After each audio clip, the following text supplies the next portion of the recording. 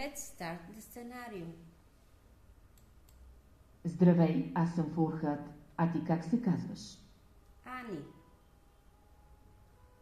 Радвам се, че се запознахме. Ани. И аз се радвам. Аз съм Нел. Днес ще имаме приключения с животни. Добре. Ще играем с различни животни. Виж, чуй и ми покажете картата на животното, което Нел иска.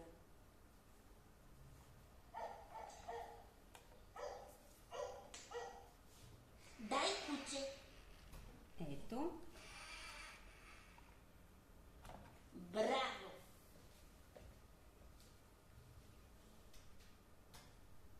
Ако ми покажеш някоя друга карта, ще ти разкажа повече. Добре. Ето. Окей. Какво ще ми разкажеш?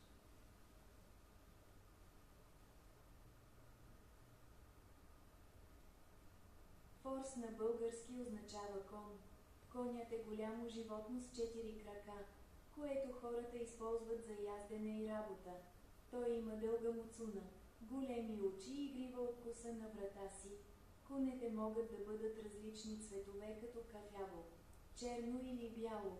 Те са много бързи и силни животни и обичат да тичат в полето. Благодаря.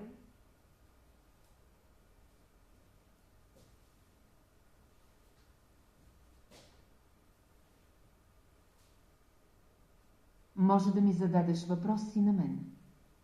Разкажи за коте. Какво искаш да ме питаш? Разкажи за коте.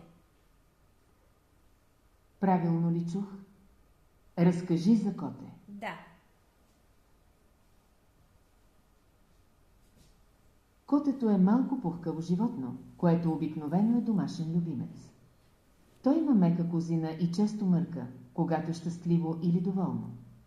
Котетата са много игриви и обичат да се катерят, скачат и гонят малки предмети. Те също така обичат да спят на топли и уютни места. Когато пораснат, стават котки. Котките могат да живеят както вътре в къщата, така и навън, но винаги трябва да бъдат добре обгрижвани и обичани.